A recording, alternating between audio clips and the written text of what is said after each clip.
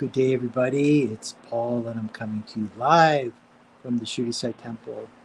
And today is the 24th of December, which is the Christmas Eve celebration. And I'm here in the temple, and behind me is the statue or the living Murti or embodiment of Jesus Christ. A lot of people ask, well, if you have a temple and you have a Shirdi temple statue there and you have a Mother Divine statue there and you have all these Shiva lingams, what's Jesus doing there? And a lot of people don't know that Jesus came to India for the purpose of receiving the Mother's blessings. People ask, well, why would Jesus go to India for that purpose? Why can't he do it somewhere else? And the answer is very simple. The birthplace of Mother Divine is India. In fact, you can see thousands of statues and temples in India honoring the Divine Mother because she represents that Shakti energy, that force of nature. And so it's so much easier when you go to India, where the energy and the meditation power is so present in one place. And so Jesus came to India and he went throughout India, and all this story is written by my master, Sri Kaleshwar, about the life and times of Jesus while he was in India, what he received, what powers he was able to manifest, what the connection was, and how he was able to bring those healing energies back to him, back to Israel. When Jesus was here, he did processes, meditation techniques, using mantras, yantras, and the power of understanding the mother's energy, how she operates, how she can manifest in your life in a beautiful way. So Jesus, when he came here, he received the cities or the powers from Mother Divine. There are 8 of them. And so when he received those blessings, he was able to do the miracles that we know today. He was able to raise the dead. He was able to cast out demons. He was able to transform water to wine. He was able to heal the blind. He was able to do what's called in the East Kundana Yoga, which is partially the crucifixion, where he actually died, left his body, and then came back and was resurrected in spirit and in body.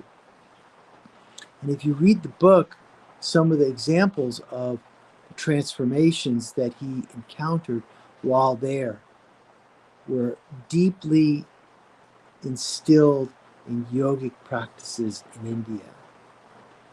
And when I spent 14 years in India, I learned a lot of these healing channels, a lot of these miraculous channels, a lot of these yantras, a lot of these mantras, so that when I came back to the US, we established a beautiful, powerful center here. And we invoked the spirit and the energy of the Divine Father and the Divine Mother so that healing can happen automatically at this temple.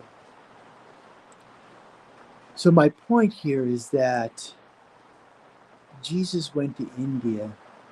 He did the meditation practices. He did the austerities. He was able to receive the miracle energy. And his soul really elevated because he became one with Mother Divine and Shiva in order to ascend, to become one of the ascended masters in the West. So my point is that this energy is accessible to all of us. You can access the miracle energy. You can access the Christ consciousness, which is no different from Brahma consciousness, the creative force of this 5 elements environment. They say if you want to access the Christ energy, you can repeat the Guru mantra, which is Guru Brahma, Guru Vishnu, Guru Devo Maheshwara, Guru Sakshat Parabrahma, Tasmai Sri Guruve Namaha. And when you chant this and you have the intention to connect to a divine soul, such as Jesus Christ, his energy will come. His vibrations will come. His angels will come. Mother Divine, when the angels are there, the Father will be there and the Mother will be there simultaneously.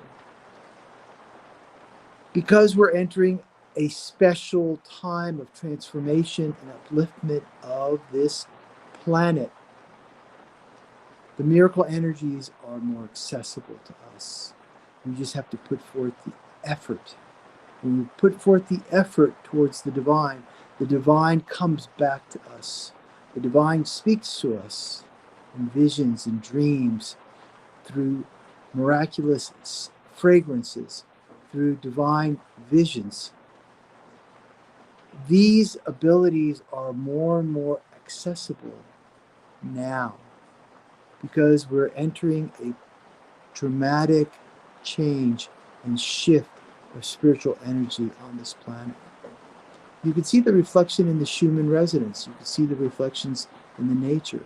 Don't just focus on the turbulence of politics or the turbulence of society. This is a time to turn within, meditate, change your vibration, unplug from the technology, the phones, computers, and turn your attention within.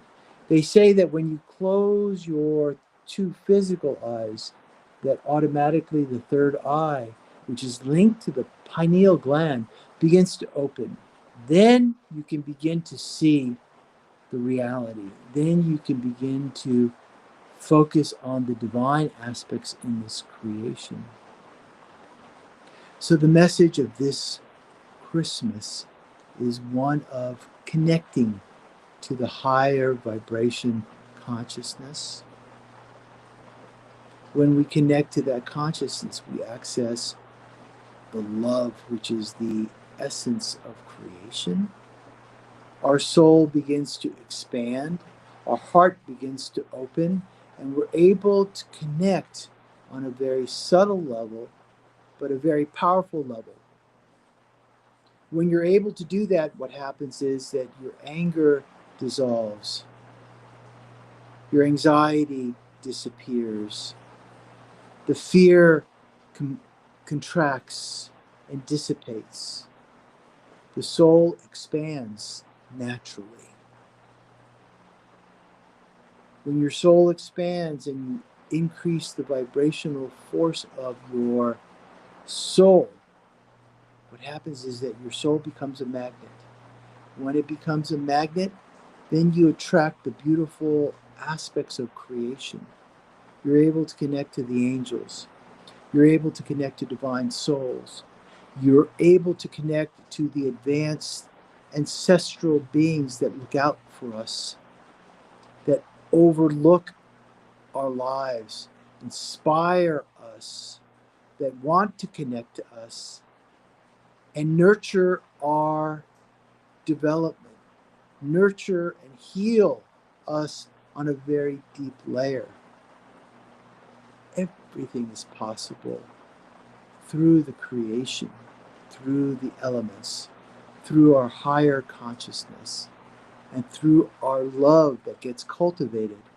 We begin to commune with other people through love, not fear. Through inspiration, not anxiety.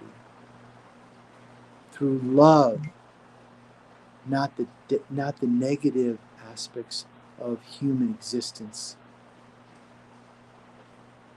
So the message of Jesus, the message of Shirdi Baba, the message of Buddha, the message of all the ascended masters is very clear. Purify the mind, quiet the mind, feed the soul, connect to your higher consciousness. They are there, watching and guiding. Spend time in silence, because in the silence is the universal cosmic love. Not the romantic love, but the higher spiritual love that Jesus practiced. Because when you're in that love, you have tremendous wisdom. When you have tremendous wisdom, you have tremendous capacity to forgive. When you have the ability to forgive, automatically you see the connection to humanity. Then you yourself will connect to the angels. You yourself will become an ascended master. You are no different than a divine soul such as Jesus. We are in the process of that union and that compassion and that love transformation that we're all seeking. When you open the heart and you invite the divine will heal. The divine will show you who you really are and where your capacity is growing to. So I want to invite everybody to join us here at the Shirdi Sai Temple here in Los Angeles, Tarzana. Come sit in the presence of these great beings embodied in these statues. Meditate, chant, contemplate the divine spark. By being in the vibrations of this divine place, then you will see the divine within you and without you. Thank you all. I wish you a blessed Christmas, Hanukkah, and all the divine days ahead of us through New Year's. We'll be having a New Year's Day celebration in the morning of January 1st at the temple, followed by many symbolic rituals to invoke the divine, as well as having an abundant feast on January 1st. So I invite everyone to come here, celebrate, participate, and be a part of this temple and its miraculous energies. God bless you. Peace to you, love to you, and joy in this festive time and throughout 2026. Take care. See you soon.